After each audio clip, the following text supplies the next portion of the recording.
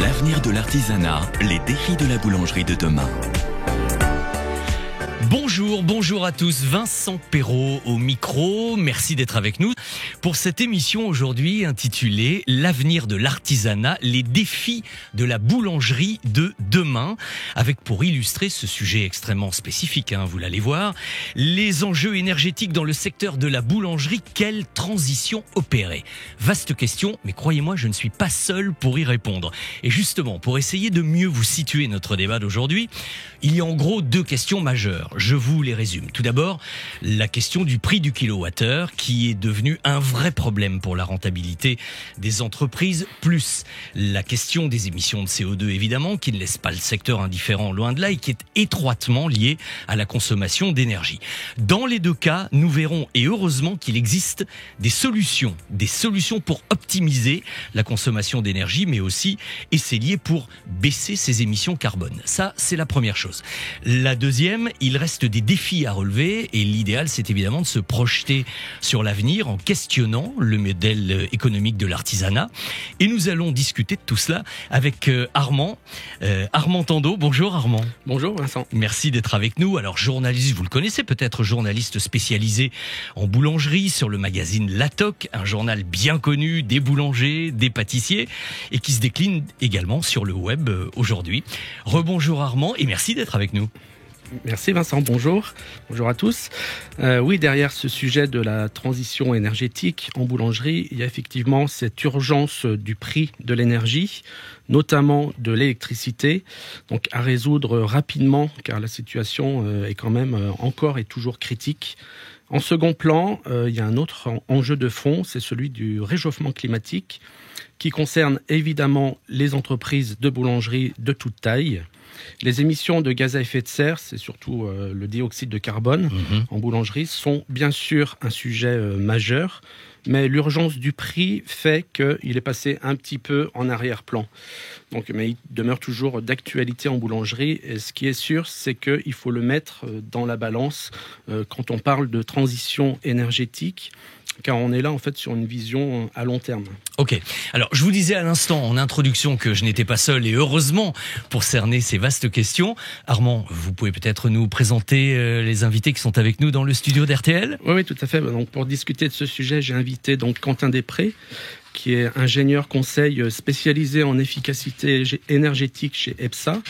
C'est un cabinet multi-expertise qui accompagne les entreprises dans leur développement sur différents pôles. Donc les finances, les achats, le droit social, sécurité au travail ou encore l'énergie et l'environnement. Ok, on va voir s'il est si efficace que ça. Je vais essayer en tout cas. Bonjour. Donc, bonjour à tous, ravi d'être autour de la table pour échanger. Et nous avons aussi donc autour de la table nos partenaires de l'émission. Donc Sébastien Audra, qui est ingénieur chef de produit chez Pavaillé Solutions, qui œuvre au développement des marques Pavaillé, CFI et Bertrand Puma, qui sont des équipements bien connus des boulangers pâtissiers. Donc Pavaillé, en gros, c'est la cuisson, les gros fours de boulangerie, les fours ventilés, les fours pâtissiers, etc. CFI, c'est le froid, la production de froid. Donc les surgélateurs, les réfrigérateurs, les armoires de fermentation. Et Bertrand Puma aussi, c'est une marque historique dans le travail des pâtes. Donc les pétrins, les batteurs, les fermenteurs à levain, les façonneuses. Ouais, ça fait beaucoup de choses quand même. Etc. Oui, très bonjour bien. Sébastien. Bonjour Armand, bonjour à tous. Bonjour, bienvenue Sébastien. Et nous avons aussi avec nous Lionel Broyard, qui est responsable du réseau Artisans Boulangers Convaincus, donc ABC, qui est un service d'accompagnement et de coaching des artisans entrepreneurs proposé par la minoterie Girardot, qui est une minoterie familiale bien implantée dans les Pays de la Loire et qui produit une large gamme de farines de haute qualité, bio, label rouge, etc. Bon, je crois que je suis convaincu moi aussi, en tout cas par cette présentation. Bonjour Lionel. C'est parfait, bonjour à tous, merci pour l'invitation. Bonjour, bienvenue. Alors, si vous êtes tous réunis avec nous et si vous nous écoutez, ou si encore mieux vous nous regardez, c'est que vous êtes probablement au courant que le secteur traverse une crise grave, l'actualité en a parlé à de multiples reprises. Moi Armand, j'ai déjà une première question, alors elle est nette et directe. Est-ce que notre baguette à laquelle nous tenons tant est vraiment en difficulté, voire en péril ? Disons que la boulangerie est très fragilisée. on peut le dire. C'est la conséquence en fait de 3 années qui ont été extrêmement difficiles pour la profession. Donc rappelez-vous la crise Covid en 2020. Ah ça, on se rappelle bien, oui. La crise énergétique liée à la reprise post-Covid et les pénuries de matières premières en 2021. Puis la crise énergétique liée à la guerre en Ukraine en 2022. Vous voyez, de nombreuses boulangeries en fait ont déjà fermé. C'est pas un scoop. Mais attention, quand même, si certaines entreprises sont clairement en difficulté, en péril, d'autres résistent encore très bien. Donc il faut faire la part des choses. Il faut bien comprendre aussi que le défi énergétique impacte toute l'économie, notamment l'économie alimentaire, donc l'agriculture, l'agroalimentaire, l'artisanat et le commerce de proximité. Bien sûr. Et en conséquence, en fait, pour un boulanger, tout augmente. La farine, les œufs, le beurre, le lait, la levure, et l'énergie, et même le SMIC, et les loyers. Donc en fait, les coûts de production ont donc fortement augmenté, et en conséquence, les marges ont été fortement réduites. Et au bilan, en fait, l'artisan ne parvient plus à vivre de son travail, tout simplement. À moins de vendre la baguette à 3 €. Mais je sais pas si vous ça risque de poser un petit problème voilà. Quand même, je pense, la baguette à 3 €. Alors, Armand, est-ce que vous pouvez nous donner, je dirais, un exemple concret pour que nos auditeurs comprennent bien ? Oui, alors un exemple. La boulangerie du château à Polignac. Voilà, Polignac, c'est une petite commune près du Puy-en-Velay en Haute-Loire. D'accord. La consommation s'élevait environ à 75 000 kWh par an. La moyenne se situe autour de 90-100 000 kWh. Et en 2022, la facture annuelle de l'électricité est passée de 3 500 € à 30 000 €. Jusqu'à 30 000 €. Voilà, on est donc sur du x8, sur du x9, pour un chiffre d'affaires annuel de 120 000 €. Donc 120 000 €, pour situer, c'est une petite affaire assez classique en zone rurale. Donc vous voyez le rapport. Donc avec un contrat d'électricité au tarif du marché, ils se sont pris en fait les hausses de plein fouet. Avec les emprunts déjà contractés au démarrage, plus la hausse des matières premières, en fait leurs charges d'exploitation ont explosé, ont dépassé leur rentrée financière. Oui. Donc ils ont logiquement déposé le bilan en octobre 2022, avec surtout un énorme sentiment d'abandon des pouvoirs publics, etc. Oui, donc manque de soutien. Manque de soutien. Oui. Et en fait, c'est un cas précis parmi une foule de témoignages qu'on a pu lire à gauche, à droite, et des hausses vertigineuses x5, x7, et même jusqu'à x10 dans les contrats proposés pour 2022, même pour 2023. C'était pas si rare. Ah ouais. Mais vous êtes en train de nous dire que toutes les boulangeries ont subi des hausses de cet ordre ? Non, en fait, les hausses n'ont pas été toutes importantes à ce point dans toutes les boulangeries. En fait, tout dépend des contrats d'électricité. Donc, il y a les contrats à prix de marché ou à tarif réglementé. Il y a les contrats à prix fixe bloqués ou variables, à tarif saisonnalisé hiver, été ou non, etc. En fait, ça dépend des dates aussi où les contrats ont été signés. Et du terme du contrat. Et oui, bien sûr. Donc, par exemple, un contrat à prix fixe pour 3 ans signé avant la crise. Ça, c'est un grand coup de chance quand c'était le top. C'était le top. Ouais. Ça dépend aussi des fournisseurs, ça dépend de leurs offres, ça dépend des compteurs installés. Les compteurs dont la puissance de raccordement est inférieure à 36 kVA. C'est un grand débat en France, peuvent bénéficier en fait du tarif réglementé de vente, c'est ce qu'on appelle le tarif bleu d'EDF, qui ouvre droit en fait au fameux bouclier tarifaire.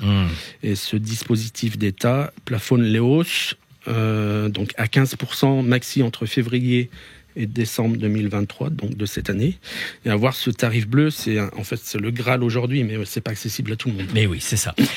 Alors Armand, juste une petite chose. Je sais que c'est une profession dans laquelle on se lève tôt, évidemment, et dans le cadre de mon émission RTL Petit Matin Week-end, je bavarde souvent à l'antenne avec des artisans boulangers. J'en ai eu un il y a pas très longtemps. On se parlait au téléphone, je sentais l'émotion qui montait, et le monsieur s'est carrément mis à pleurer parce que parce qu'il fermait son affaire. Et c'était le dernier week-end où il était en train de m'expliquer qu'à partir de la semaine prochaine, il fallait qu'il trouve autre chose. Et pour les raisons que vous venez de dire là, est-ce qu'on a justement un ordre d'idée de combien de boulangeries se sont retrouvées dans ce cas-là, ont dû tirer le rideau? En fait, on a vu, comme tout le monde, circuler beaucoup de témoignages, vraiment effectivement poignants, sur les réseaux, dans la presse, la radio, la télé. Et à chaque fois, c'est une aventure de vie, en fait, qui s'arrête net. Et c'est des rêves qui sont souvent brisés. Et toujours ce sentiment d'être abandonné, en fait. Il y a eu en parallèle, en fait, aussi beaucoup de solidarité de la part de la clientèle, notamment. Et en fait, le boulanger du village ou du quartier reste toujours une personnalité centrale qui est toujours très estimée en France et à laquelle on tient tous. Mais voilà, la solidarité, parfois, ça a des limites. Et sur le nombre de défaillances directement imputables au prix de l'énergie, il n'y a pas vraiment de données statistiques. Par contre, j'ai quelques chiffres du dernier rapport du cabinet Altares. C'est un cabinet qui est spécialisé dans le suivi des défaillances d'entreprises par secteur d'activité. D'accord. Et pour le second trimestre 2023, donc cette année, l'étude indique un niveau de défaillance dans l'industrie de la boulangerie-pâtisserie en nette augmentation par rapport à l'année dernière sur le même trimestre. Donc plus 33% pour l'industrie de la boulangerie-pâtisserie. Pour les commerces de détail alimentaire ou la restauration rapide, on est sur des niveaux de défaillance encore plus élevés, donc plus 38% pour le commerce de détail alimentaire et plus 63% pour la restauration rapide. Et ce sont en fait des chiffres records aujourd'hui. Ce sont quand même des chiffres qui font peur un peu, c'est exorbitant. Hein. Ouais. Mais malgré ma demande, j'ai pas pu obtenir des chiffres spécifiques en fait à la boulangerie artisanale. D'accord. Mais au vu des charges d'énergie, on doit être au-delà, à mon avis, de plus 65%. Donc entre 2022 et 2023, et toujours sur ce second trimestre. Hein, c'est un trimestre assez ordinaire en fait. D'accord. Vous en pensez quoi, Quentin, à votre avis? Alors, Quentin. Les défaillances sont à mettre sur le compte de l'énergie. Donc, je rappelle que vous êtes consultant en efficacité énergétique chez EPSA, un cabinet conseil qui accompagne les entreprises, entre autres, sur le sujet de l'énergie. Vous êtes du côté de Lyon, hein? Exactement, basé à Lyon. Donc, effectivement, pour rebondir un petit peu sur ce que disait Armand, la hausse des coûts de l'énergie suite à la crise a été une des principales causes finalement de défaillance au niveau des entreprises. En fait, on a vu que tout simplement les coûts de l'énergie doivent se répercuter, ou en tout cas au maximum, sur les coûts de production et sur tout ce qui va être coût des achats de matières premières, etc. Et forcément, au niveau des marges d'exploitation, ces entreprises-là doivent les réduire terriblement. Ce qu'on constate tous aussi principalement, c'est qu'avant la crise énergétique, le prix de l'énergie était considéré plutôt comme une charge pour beaucoup d'entreprises. Là où depuis l'augmentation des tarifs, ça a mis le sujet un peu sur le haut des dossiers sur la table et que finalement les entreprises ne pouvaient pas s'en sortir autrement. Avant la crise, finalement, il y avait très peu aussi de différence entre le coût du gaz et l'électricité au prix du mégawattheure pour certains. Et depuis, c'est devenu un sujet vraiment très stratégique pour la plupart d'entre eux. Il faut aussi, outre le prix du kilowattheure et donc de la rentabilité des procédés, il faut aussi mettre en avant la question impact carbone, comme le disait Armand. Évidemment. Puisqu'on est dans des industries, notamment l'agroalimentaire, et notamment tout ce qui va être boulangerie, pâtisserie, viennoiserie industrielle, avec des procédés, notamment cuisson à 250 degrés ou la surgélation, qui vont être des procédés très énergivores. Et donc finalement, avec un impact carbone assez important, qui fait que finalement, il est évident que pour la boulangerie, il se dégage moins de rentabilité au vu à la fois de l'augmentation des prix du kilowattheure et si l'impact carbone qui met la pression et qui est du coup de plus en plus fort sur ces sujets-là. Derrière la question du prix de l'énergie, en fait, vous confirmez, Quentin, que le sujet écologique est entré dans les réflexions des entreprises, ou est-ce que c'est un sujet purement marketing qui relèverait du greenwashing? Alors, effectivement, derrière ce mot de transition énergétique ou écologique, il y a de vrais enjeux stratégiques, au niveau, notamment pour les industriels. à la fois pour préserver un modèle rentable et surtout durable. L'économie et l'écologie sont aujourd'hui de plus en plus liées, on le voit. Pour schématiser, par exemple, il y a actuellement un défi pour sortir l'industrie de la dépendance au gaz naturel. Alors, pour plusieurs raisons, notamment le fait de la disponibilité de la ressource. On le voit avec la crise ukrainienne qui a créé finalement des gros enjeux à ce niveau-là, mais aussi parce que c'est une énergie fossile dont les ressources sont limitées et qui émet une forte émission carbone dans l'atmosphère et qui augmente le réchauffement climatique. La question politique, comme je le disais, avec l'Ukraine, qui s'enlise a évidemment accéléré cette volonté de passer à une autre énergie sur le marché. Donc, vous voulez dire, Quentin, que de nombreuses entreprises industrielles passent progressivement vers cette notion de bas carbone ? Oui, globalement, c'est un vrai enjeu. Et la grande gagnante, clairement, dans cette histoire, c'est finalement l'électricité. Puisqu'aujourd'hui, on a la chance en France d'avoir un mix nucléaire et renouvelable qui est plutôt très intéressant et qui fait que l'électricité est une énergie plutôt décarbonée, en tout cas au niveau français. Par contre, c'est la question du prix de l'électricité qui est le gros sujet du moment au niveau de la France et au niveau de l'échelle européenne. Il faut savoir que si les grands groupes qui produisent ou distribuent de l'énergie sont directement attaqués au portefeuille s'ils ne respectent pas leurs obligations en matière de décarbonation, c'est moins évident pour les entreprises de plus petite taille, notamment pour les autres industriels de l'alimentaire ou autres. Il n'y a pas encore d'obligation. Mais ils sont fortement incités à changer de modèle par la pression économique et sociétale et même parfois politique. L'heure arrivera où en fait ils devront justifier de leur engagement. On le voit de plus en plus de groupes industriels qui ont des vrais engagements à long terme, notamment bas carbone d'ici 2030 ou 2050, mais auprès de la clientèle plutôt qui peut privilégier les entreprises plutôt propres et responsables.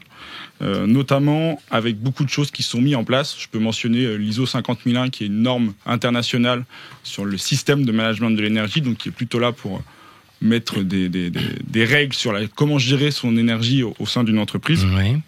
Et évidemment, par ricochet, l'artisanat est également concerné par l'écologie, même si l'enjeu de la décarbonation est un peu plus faible et moins urgent, puisqu'aujourd'hui, c'est vraiment la question du prix qui est prioritaire. Mais c'est judicieux, à mon sens, de le mettre dans la réflexion pour préparer l'avenir. Ok.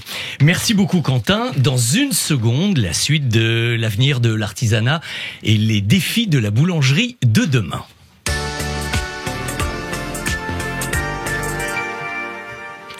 Armand, je me retourne vers vous maintenant, parce qu'alors on parlait de ces fameux enjeux énergétiques, bien sûr au centre de toutes les conversations, très important, mais est-ce qu'on peut revenir à notre artisan boulanger, qui nous est très cher, comme vous le disiez tout à l'heure. Est-ce que lui aussi, il peut aller vers l'électricité, malgré tout, et avec tout ce qui s'est passé ? C'est vrai que pendant la crise, on a entendu beaucoup de récriminations sur le président de la République, le gouvernement, la ministre de la Transition énergétique, EDF, le syndicat de la boulangerie. En réalité, tout le monde était débordé. C'est en fait toute une organisation française et européenne qui a explosé. Donc c'est le fonctionnement du marché de gros de l'électricité européen. C'est la filière nucléaire française à bout de souffle. C'est le système ARENH aussi, qui est un système qui permet aux fournisseurs alternatifs d'avoir un accès limité, mais à prix régulé, à l'électricité nucléaire d'EDF. Et derrière tout cela, il y a eu des mauvaises décisions en fait prises depuis 30 ans et qui ont conduit en fait à un système devenu totalement inefficace. Oui, et tout d'un coup, on paye le prix fort, quoi. Et pas du tout protecteur. Ouais. Mais on va pas faire un bilan politique. Non, peut-être pas aujourd'hui. On va revenir effectivement plutôt à la boulangerie artisanale. Donc Lionel, vous qui avez été sur le front au moment de la flambée des prix de l'énergie à l'été 2022 pour tenter de calmer les passions, notamment sur les réseaux. Quel bilan dressez-vous de cette période extrêmement tendue que nous avons traversée et dans laquelle nous sommes encore un petit peu. Je rappelle que vous êtes responsable d'un service de coaching à la minoterie Girardot, en région Pays de la Loire. Donc c'est le service ABC, artisans boulangers convaincus, et vous accompagnez vos clients artisans boulangers dans le pilotage de leur entreprise. C'est du côté de Nantes, Lionel, tout ça. C'est bien ça. C'est bien ça. Quel bilan je pouvais en faire ? Le bilan que je peux en faire, c'est quand même un cafouillage énorme qu'il y a eu au niveau du gouvernement, des aides apportées qui étaient d'une complexité, mais alors vraiment inouïe et sans nom. Sans compter l'injustice qu'il y a eu entre ceux qui ont eu droit au bouclier, puis finalement ceux qui n'y avaient pas droit. Tout ça, ça a apporté une confusion qui a généré énormément de colère, que ce soit contre le président de la République, que ce soit contre le gouvernement, l'État et ainsi de suite. Et puis, d'un autre côté, on a eu quand même, au travers de tout ça, certains qui se sont bien amusés à alimenter ce feu-là. Il y en a toujours. Il y en a toujours. Alors qu'en fait, les vraies problématiques à ce niveau-là, elles peuvent pas être résolues par l'artisan. Donc on se retrouve sur une structure de marché européen, une volonté politique de pousser les énergies renouvelables et de brider le nucléaire. Et on se retrouve sur un défi de la relance du nucléaire français, de la souveraineté nationale sur l'énergie. Et ce sujet est vraiment extrêmement complexe aujourd'hui à traiter. Ce qu'il faut malheureusement retenir de ce qui s'est passé et de ce qui va se produire, j'imagine, c'est que de toute façon, on doit acter que l'énergie bon marché, c'est définitivement terminé. C'est fini. C'est terminé. N'y songeons plus. Il va falloir faire autrement, effectivement. Alors tous les artisans n'ont pas la même résilience, malheureusement. Ou en tout cas la même flexibilité. Alors ceux qui sont accompagnés comme ceux que j'accompagne au quotidien du réseau artisan boulanger convaincus, eux ont pu profiter d'un resserrement de conseils qu'on a pu leur donner sur leur business. Et puis on a eu au travers de fédérations et de gens autour de nous la possibilité de leur faire signer des contrats qui étaient assez tôt et qui les a protégés, donc relativement assez longtemps. Ce qu'il faut retenir, c'est que l'artisan qui s'en sort le mieux, c'est souvent ceux qui suivent leurs coûts de production. Ceux qui vont négocier leurs achats pour retrouver de la marge et payer ses factures aujourd'hui. D'accord. Mais dites-moi Lionel, est-ce qu'on peut quand même avoir un ordre d'idée assez précis, assez concret de ce que pèse la charge énergétique justement sur les charges, sur le chiffre d'affaires, sur... Alors, c'est assez variable parce que ça va dépendre s'ils sont encore sous protection ou pas, mais en tout cas, dès que l'on sort de cette protection qu'ils avaient depuis les 2-3 dernières années, on peut dire qu'on est monté jusqu'à 5-6%, voire des fois plus, et que ce taux, finalement, il a doublé aujourd'hui. Alors, on peut dire que 5-6%, c'est pas forcément énorme comme ça, mais mine de rien, comme disait Armand au démarrage, quand on rajoute à côté de ça l'érosion de la marge du fait de l'augmentation du SMIC, des matières premières, des loyers et ainsi de suite, eh bien, on est à aujourd'hui, c'est un chiffre qui a été communiqué par l'ordre des experts comptables des Pays de la Loire, sur une perte de résultat de 29%.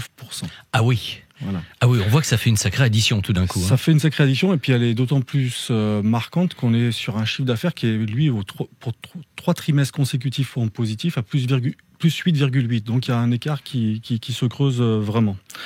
Et je me retrouve aussi aujourd'hui avec une trésorerie dans les magasins, sur les comptes d'exploitation, qui est de plus en plus en baisse.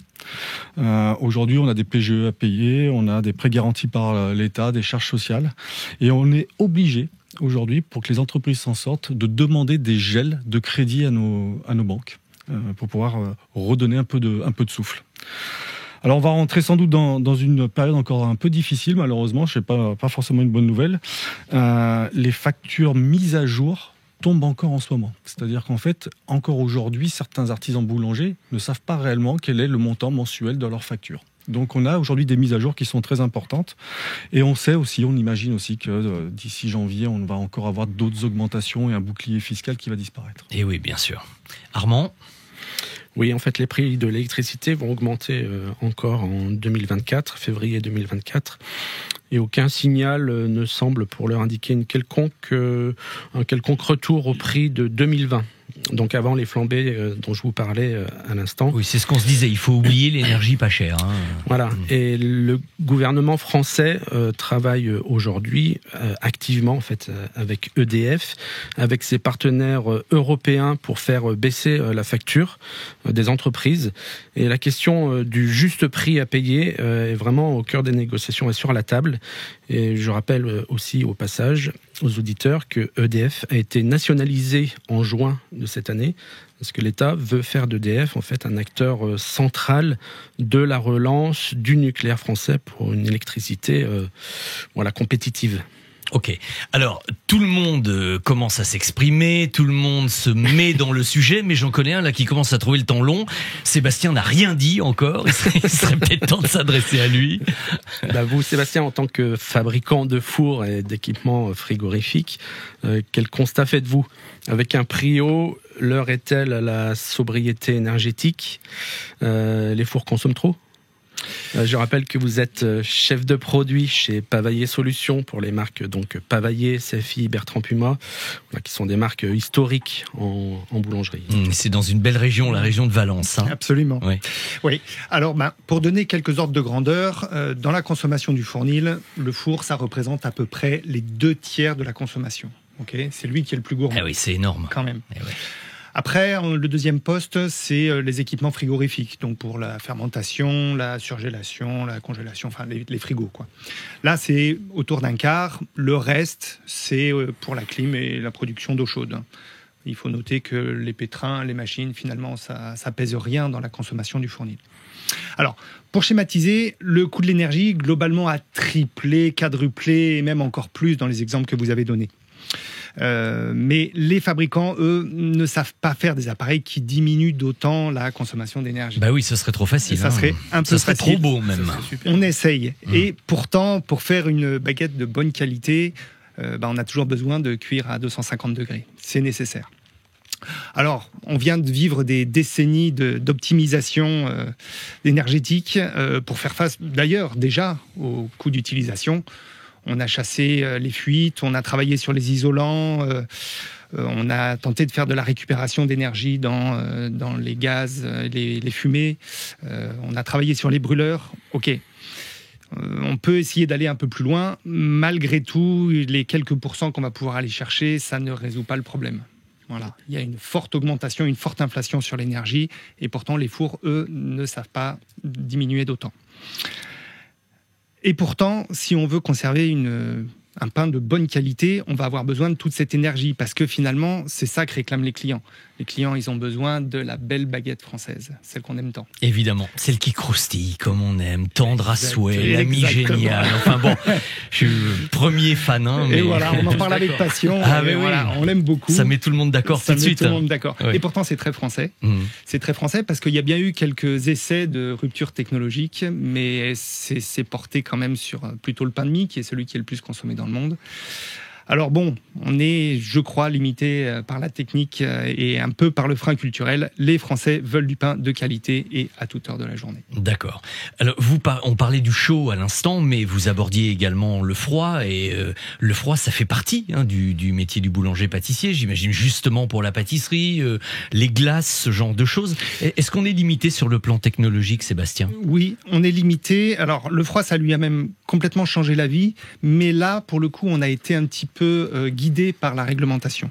La réglementation thermique, la fameuse RT-Gaz, qui nous a obligés à retravailler nos équipements, d'un côté sur la partie fuite et performance énergétique, et d'une autre partie sur les gaz eux-mêmes. Aujourd'hui, on utilise des gaz frigorifiques qui sont 3500 fois à 4000 fois moins impactants sur l'environnement. Ah oui, tout de même. Tout de même, en cas de fuite. On cherche d'autres technologies, mais bon, là, on est un petit peu arrivé au bout de la limite à compression de gaz. Et donc, on essaye de faire quelques essais, mais pour l'instant, c'est pas très probant, en tout cas pour la boulangerie artisanale. D'accord. Pas encore, en tout cas. Soyons pas défaitistes, pas encore. Alors, si nous sommes là pour parler de transition énergétique avec nos différents intervenants et avec vous, Armand, c'est peut-être, et heureusement, c'est quand même tant mieux, c'est peut-être qu'il existe des solutions quand même. Donc, l'avenir de la boulangerie artisanale, on va quand même pas oser dire que c'est terminé. Ils ne vont pas tous fermer boutique, tous ces artisans qu'on aime tant, bon sang. Je vous rassure, non, bien sûr que non. Bon. En fait, beaucoup d'entreprises sont encore très solides. Il y a des chiffres, 3/4, on va dire, sont même en croissance. Il y a des nouvelles créations aussi, il faut bien le dire. Ah, tout de même. D'accord. C'est un secteur qui se porte bien globalement. L'artisan d'aujourd'hui est aussi de plus en plus entrepreneur.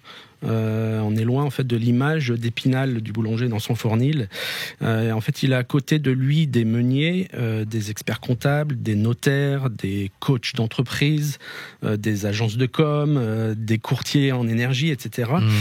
Bien accompagné, il finit toujours par trouver des solutions en fait. Et l'artisan n'est pas seul à entreprendre aujourd'hui.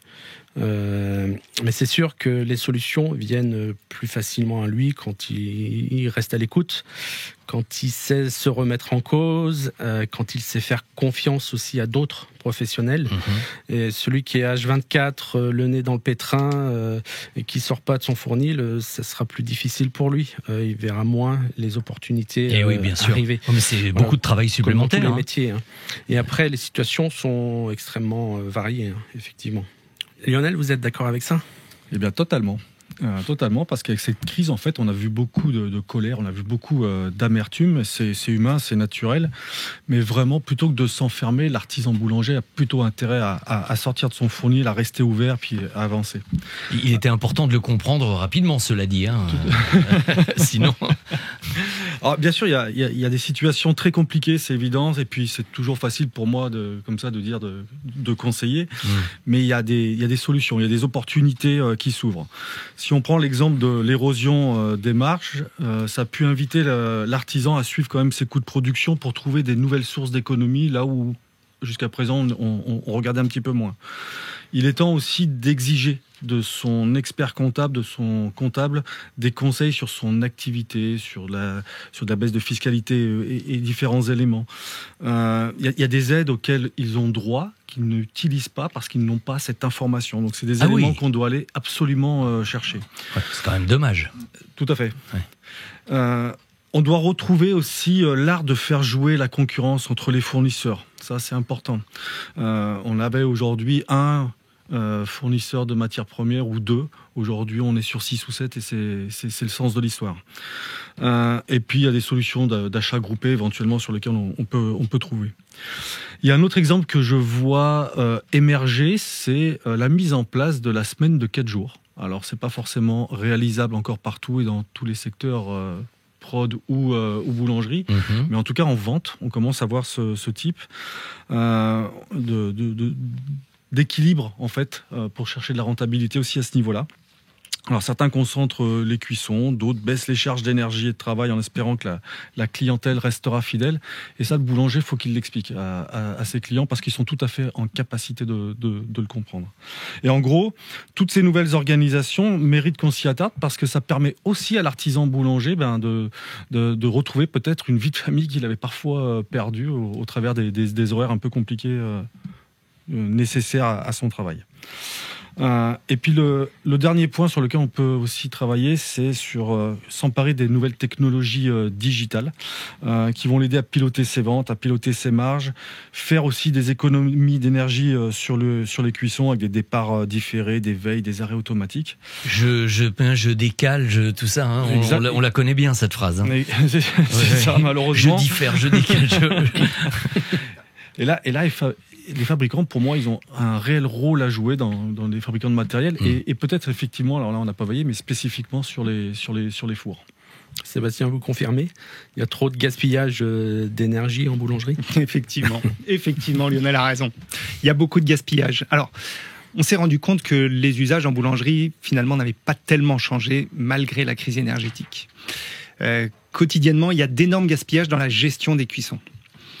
Il n'est pas rare de voir un étage qui reste allumé 1 heure ou 2. Pour rien, ouais. Vide. C'est un drame, c'est un gros gaspillage.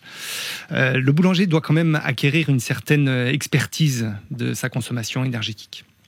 Alors, nous, en tant que fabricants, c'est notre responsabilité de les sensibiliser, même de leur donner une communication pédagogique.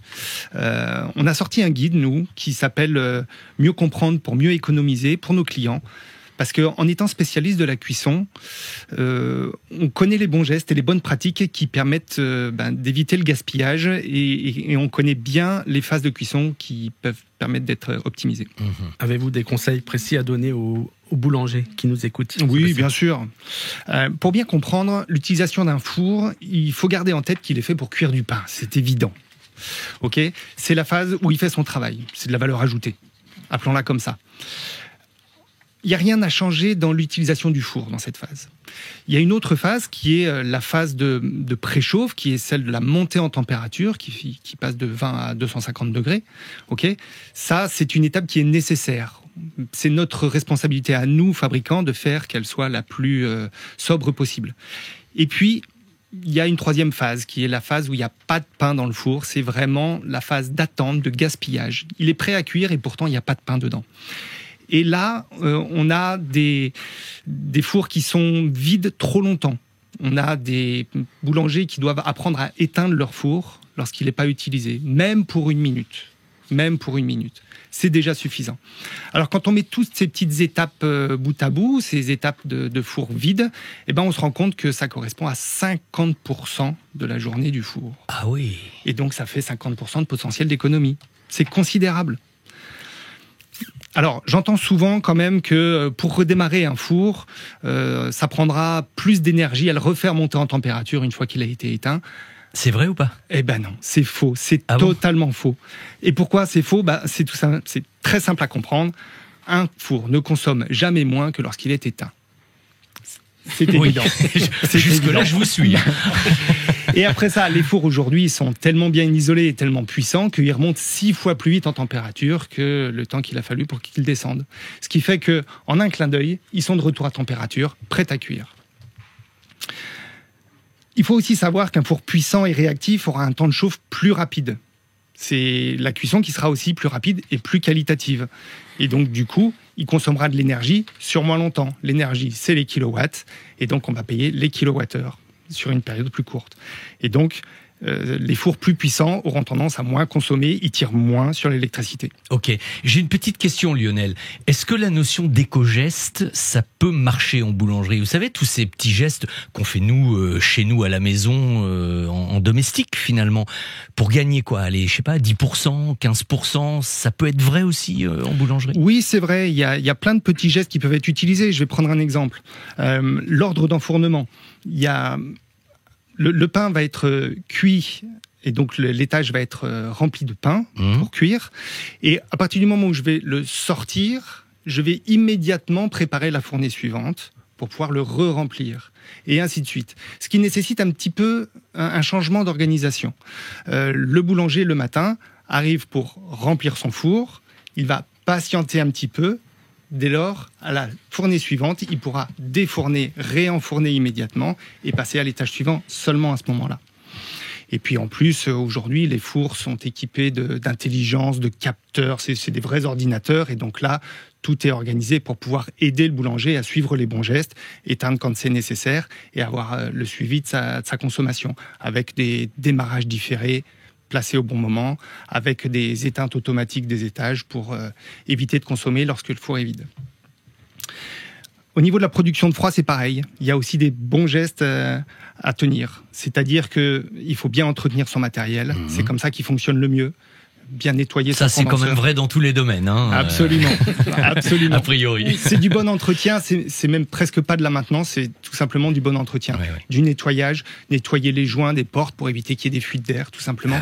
Et puis éviter les ouvertures de portes intempestives. Il faut rien négliger, en fait. Hein. Exactement. Il faut rien négliger. Et lorsqu'ils sont bien utilisés, les équipements sont tout à fait sobres.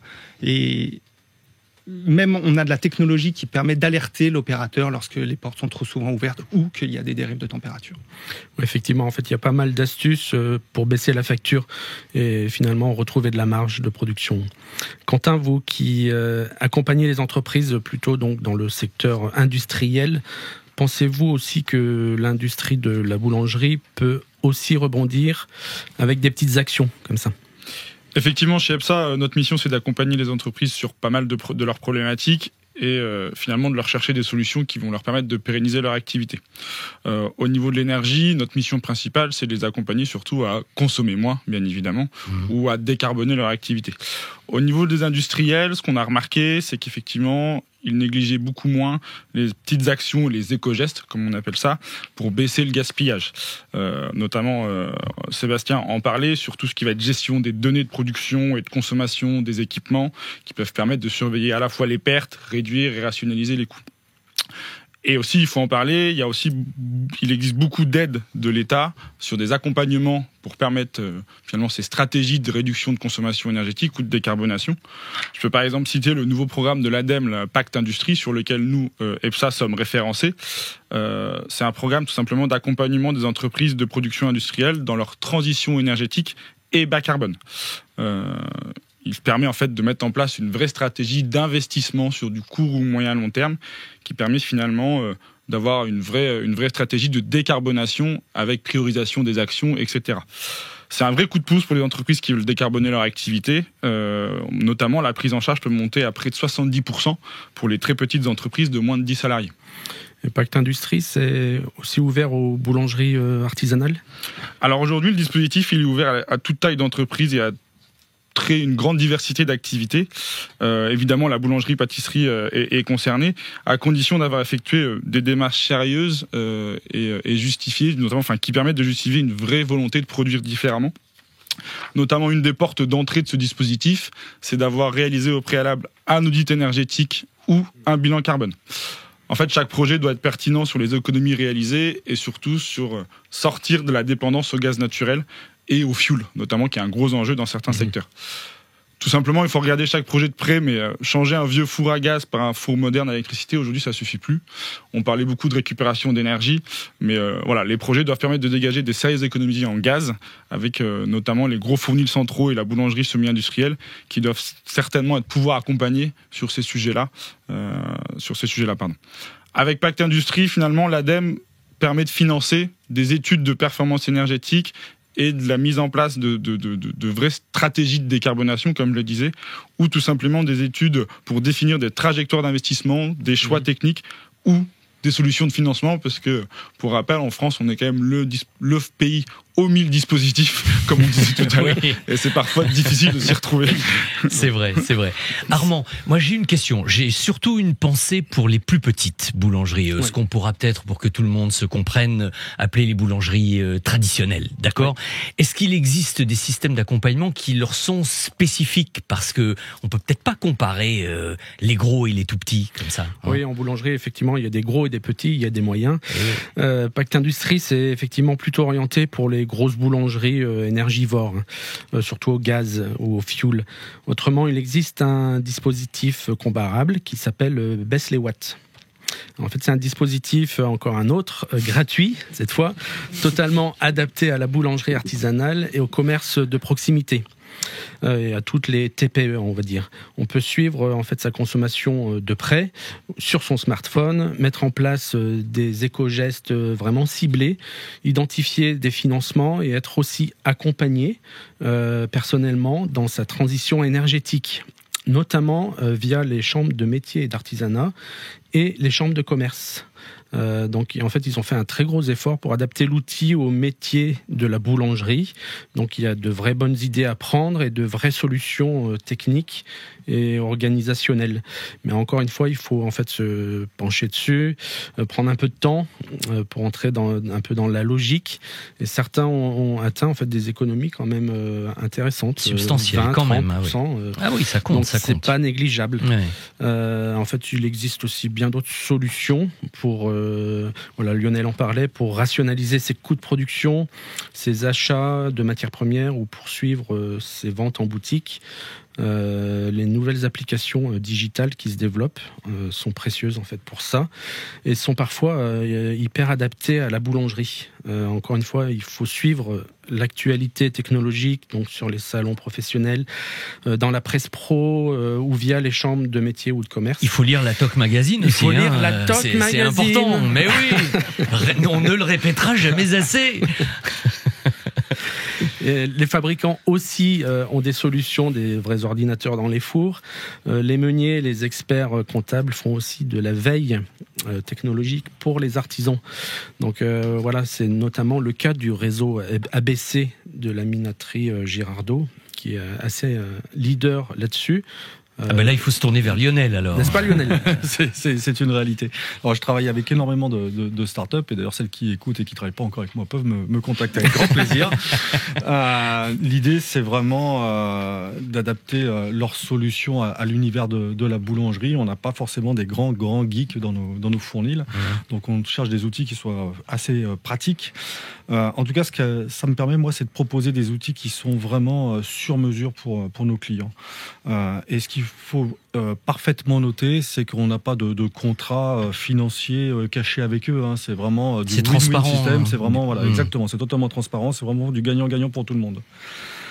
L'artisan boulanger de notre réseau, il profite évidemment de ces solutions s'il le souhaite. C'est pas une obligation. Tout le monde est libre de ces mouvements, bien sûr.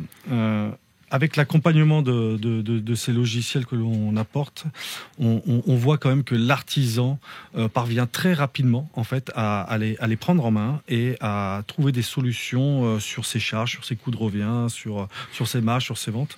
Donc il sait tout de suite si son entreprise va dans le bon sens ou pas. D'accord. Alors, je crois que vous avez bien compris, puisque vous nous écoutez et vous nous faites l'amitié de nous regarder également pour certains d'entre vous, l'enjeu du problème, maintenant, il y a quand même une chose importante, c'est la pérennisation de tout ça, les solutions de long terme. Voilà ce dont nous allons parler maintenant.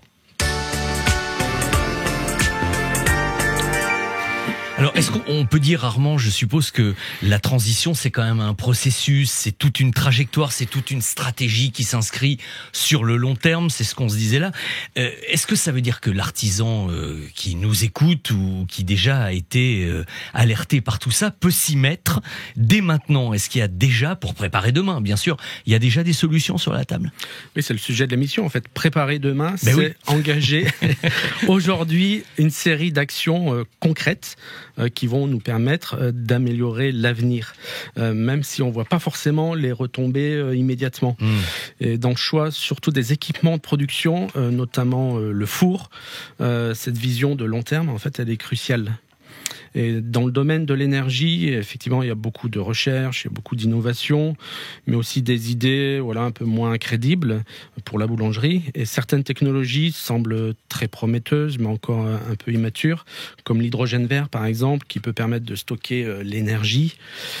La biomasse énergie, donc c'est le bois en bûche, le granulé de bois, les déchets agricoles comme les noyaux, les coquilles de noix sont en fait très intéressantes. La graminée géante qui s'appelle Miscanthus est très prometteuse aussi. Il y a beaucoup de recherches, mais plutôt dans un contexte local et rural.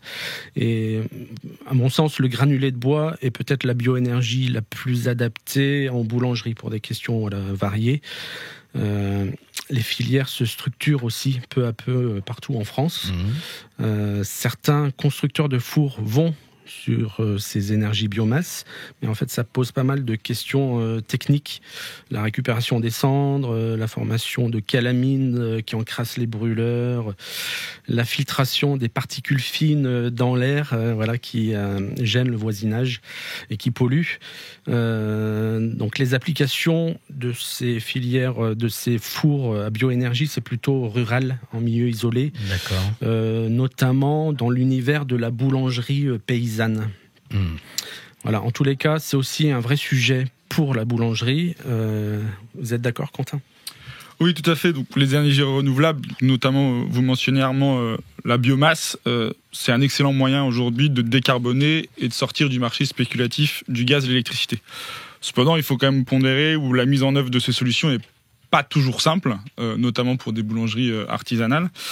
Mais il existe d'autres solutions techniques pour consommer moins et décarboner son activité qui méritent d'être démocratisées aujourd'hui. Je peux en citer deux, donc notamment là, tout ce qui va être lié à la récupération de chaleur fatale. Donc là, c'est la chaleur en fait qui est perdue dans les fumées de combustion, les vapeurs chaudes et les condenseurs frigorifiques. D'accord. C'est une énergie qui peut être récupérée par des échangeurs et notamment réutilisée sur site industriel, par exemple. Aujourd'hui, pour vous donner une petite info, c'est, selon certaines études, notamment de l'ADEME, c'est le premier gisement d'économie d'énergie qui peut être fait en France sur toute cette récupération de chaleur fatale. En boulangerie, notamment, les calories perdues dans les fumées et buées de cuisson peuvent servir, par exemple, pour produire de l'eau chaude, tout simplement. Il existe aussi des dispositifs pour récupérer la chaleur évacuée par les groupes frigorifiques. Et évidemment, on peut citer aussi tout ce qui va être lié à l'électrification des procédés thermiques. On parlait tout à l'heure de passer des fours à gaz à des fours électriques aussi. On peut aussi citer tout ce qui va être système de pompes à chaleur, adaptés à des températures élevées, qui permettent de transformer la chaleur en électricité notamment. Aujourd'hui, au niveau industriel, ce sont des technologies qui sont plutôt matures et qui sont plutôt développées sur le marché, parce qu'on peut aller tout simplement aller chercher des gains très intéressants en termes de consommation, mais elles représentent tout de même un certain coût. Mais il faut le rappeler encore une fois, il y a quand même beaucoup d'aides qui existent, à la fois des subventions publiques et des solutions privées, notamment le dispositif DC2E, certificat d'économie d'énergie. D'accord. Armand, on peut peut-être demander à Sébastien ce qu'il en pense. Sébastien, qui est au cœur du sujet. Hein. Alors, il est l'homme de la situation, logiquement, là. Ah oui, là, on compte sur lui. Tout ça est vrai. Mais on peut commencer, d'abord, la première étape, c'est sans chercher forcément à aller dans les nouvelles technologies, on peut aussi rationaliser sa production, sa consommation, et tout en conservant plusieurs cuissons par jour. C'est proposer du pain chaud aux clients toute la journée. N'oublions pas qu'ils en raffolent. Et ça augmente en même temps la fréquentation de la boutique. Alors, sur la technologie, on peut aussi opter plutôt pour des fours compacts. Ils sont moins énergivores, ils fonctionnent à l'électricité. Les fournées sont plus petites, mais permettent de bien s'adapter à la fréquentation des clients. Ces fours sont intéressants pour faire des économies et limiter le gaspillage, parce que la surface est optimisée au maximum et les déperditions sont minimisées.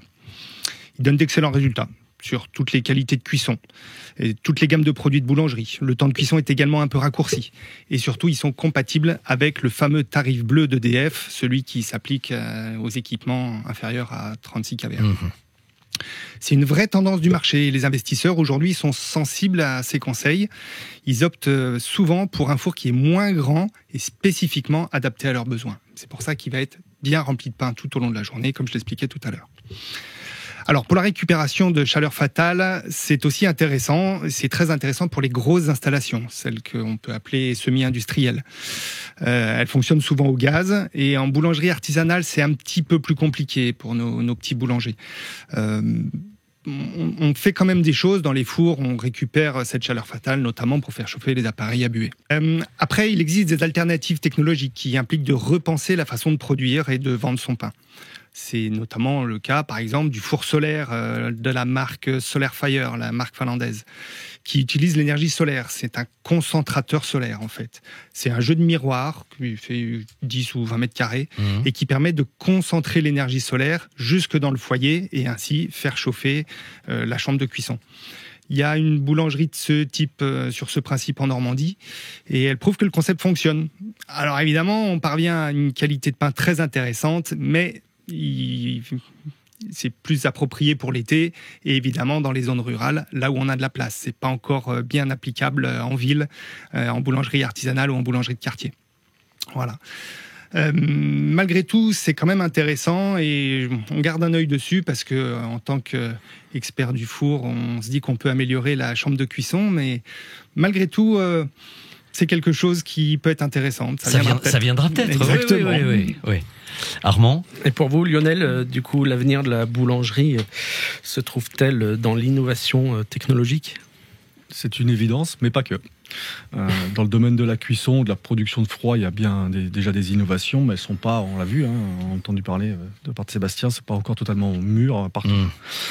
Pour moi, l'organisation, elle doit vraiment être surtout organisationnelle. On est vraiment sur un changement de paradigme, de notre façon de repenser son business model. L'artisan qui a aujourd'hui qu'un seul point de vente, c'est pas ce qu'on va avoir sans doute dans l'avenir. Ça devrait changer. Alors on peut y aller par étapes, ou alors on peut y aller franchement, et puis acheter plusieurs boulangeries, commencer à monter un réseau, des succursales, des franchises, et ainsi de suite. Bon, il y a aussi l'optimisation financière via la holding qui est possible, la réorganisation de production, vente via des fournils centraux qui permettent de fabriquer en un seul endroit. Mais tout ça, bien évidemment, ça nécessite un accompagnement d'experts financiers. On peut gagner beaucoup de temps et de la performance avec les nouvelles applications digitales. Effectivement, il y a un énorme développement qu'il faut suivre. Il y a toujours un temps d'adaptation relativement long, mais enfin, les résultats sont systématiquement là. Et puis finalement, quand on passe moins de temps sur sa comptabilité et qu'on maîtrise parfaitement ses ventes, ses marges, ses coûts, ses charges, on améliore sa performance globale. Fatalement. Armand ? Lionel, on peut aussi décider de réduire les activités qui mangent de l'énergie. Oui, tout à fait. On peut réfléchir à de nouvelles stratégies marketing, l'abandon de livraison externe, peu rentable au profit d'une nouvelle clientèle, avec une offre adaptée aux entreprises, aux bureaux, aux collectivités, aux restaurants, aux étudiants, des opportunités sur du snacking, des pizzas, des burgers, et puis en milieu rural, on peut aussi tenir ce type de service de tournée, mais en cherchant à la rentabiliser un peu plus, en livrant peut-être en même temps de la restauration à domicile, trouver des notions avec du portage de journaux, de paniers de légumes et ainsi de suite.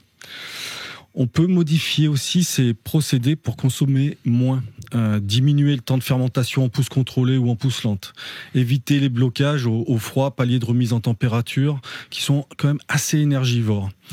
Il faut revenir en fait sur son expertise métier. Il ne faut pas avoir peur de ça. Et puis s'intéresser à des études ou à des groupements qui travaillent comme le Respectus Panis des ambassadeurs du pain. Ça, c'est des éléments qui sont extrêmement importants. On a là aussi l'accompagnement par les meuniers qui est nécessaire, parce que de manière générale, il va falloir se remettre en question, se faire accompagner, pas avoir peur de revoir sa production de manière en profondeur, parce que c'est un frein culturel aujourd'hui et qu'on doit franchir ce cap. Ne pas avoir peur d'être imaginatif. Tout à fait. Oui. Armand ? Et vous, Sébastien, la boulangerie artisanale doit-elle repenser son modèle économique ? Eh bien oui, j'en ai peur. Le modèle est en danger. Avec une énergie qui a triplé, des matières premières qui ont doublé, le modèle actuel du boulanger traditionnel, avec sa baguette à 1 euro, ne tient plus. Et on l'a dit tout à l'heure, passer la baguette à 3 euros, c'est pas une bonne idée. Non. Les consommateurs vont pas suivre. Il n'y aura pas de consensus là. Non. Et probablement que les banques ne suivront pas non plus. Bref, il faut envisager sérieusement d'engager une transition vers un mode de production un peu différent. On en a parlé à l'instant. Le mode de production, moi je l'appelle semi-industriel, c'est-à-dire on garde la qualité artisanale. Ça, c'est primordial. C'est même un gage pour les clients de venir se rendre dans la boutique. Mais on peut peut-être le travailler un petit peu différemment. C'est-à-dire, sans compromis sur la qualité, on peut trouver une organisation d'ensemble qui permet de retrouver de la rentabilité. C'est-à-dire qu'on peut utiliser plus de machines, des machines plus ergonomiques, un peu moins de main-d'œuvre. Évidemment, ça aide aussi à faire face à la crise de la main-d'œuvre que traverse la boulangerie, elle aussi, en ce moment. La législation sur la dénomination boulangerie doit pouvoir être adaptée à la situation. Pour avoir cette mention en façade, aujourd'hui, il faut que tous les pains soient pétris et cuits sur place. Les contrôles sont nombreux et même ils se renforcent encore. La mention de boulanger ou de boulangerie qui est un repère en fait de qualité pour les consommateurs est irremplaçable. Mais il n'est pas impossible de produire de la très bonne qualité en ayant pétri sa pâte soi-même dans un labo central et cuit dans une boutique à 2 pas. Ça pourrait libérer le modèle artisanal vers un format un peu plus rentable, un fournil central et 3 ou 4 points de cuisson et de vente dans une zone réduite. C'était important de dire ça quand même. Oui, effectivement. Pour limiter les émissions de gaz à effet de serre, Quentin, faut-il se concentrer sur l'électricité ? Qu'est-ce que vous en pensez ? Bien sûr, il existe un lien étroit entre consommation d'énergie et émissions de gaz à effet de serre et impact carbone. Évidemment, le gaz naturel et le fuel sont des énergies fossiles qui ont un impact carbone beaucoup plus important que le nucléaire ou les énergies renouvelables. Plus le boulanger va faire d'économies et plus il va se concentrer sur l'électricité, qui, je rappelle, est un mix composé 70% à peu près de nucléaire et 30% d'énergie renouvelable en France, donc qui est très décarboné au final. Plus évidemment, sa production émettra moins de gaz à effet de serre et donc aura un impact sur le réchauffement climatique beaucoup plus moindre.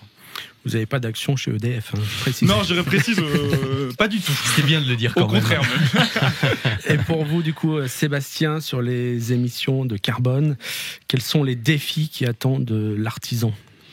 Alors, à notre échelle, à l'échelle de nos usines, on vient de mener un bilan carbone élargi qui inclut l'aval, c'est-à-dire les équipements lorsqu'ils sont installés chez les boulangers, et l'amont, c'est les fournisseurs de matières premières, l'acier, l'inox, dans ce qui nous concerne.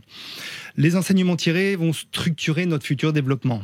Il est intéressant de voir que l'impact carbone provient majoritairement de nos fours en fonctionnement, c'est-à-dire lorsque nos clients les utilisent. La filière boulangère est désormais structurée comme ça en termes d'émissions de gaz à effet de serre.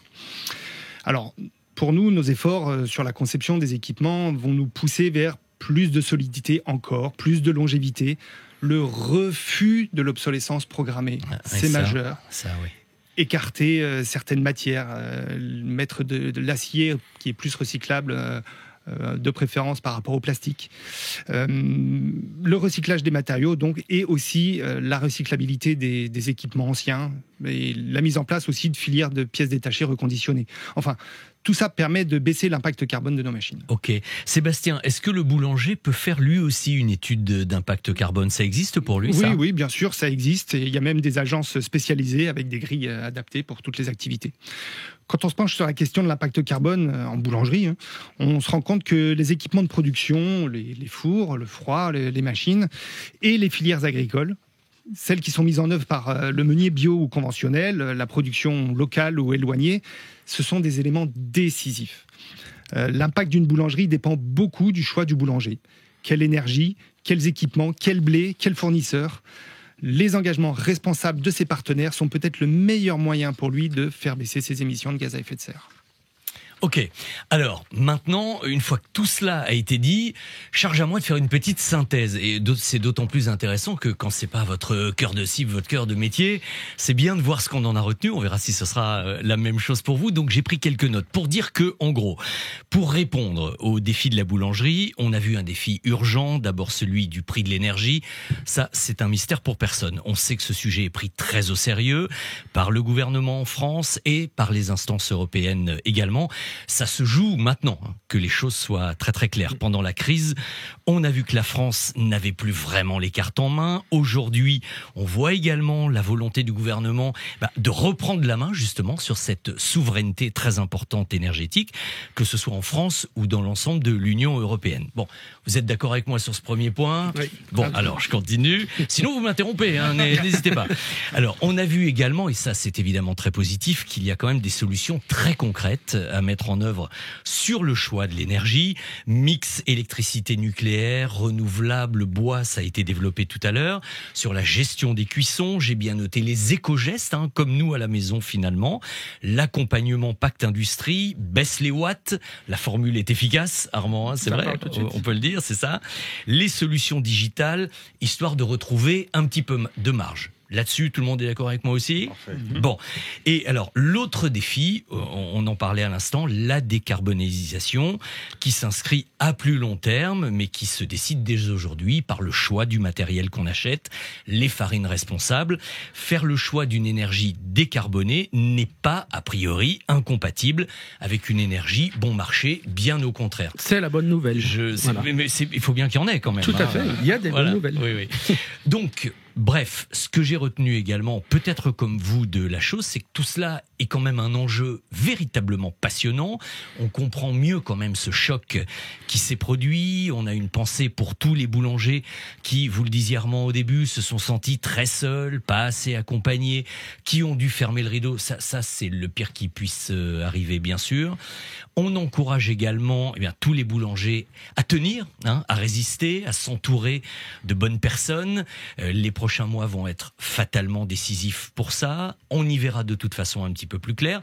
On invite également, et ça j'insiste là-dessus, tous les amoureux du pain, tous ceux qui, comme nous, aiment ça, aiment le bon pain, restez fidèles à vos artisans, boulangers, soutenez-les. Le vrai pain, ça s'achète dans une vraie boulangerie, bon sang. Et puis c'est vrai que ce petit mot, oui, non mais c'est la palissade, mais il est bon peut-être de le redire de temps en temps.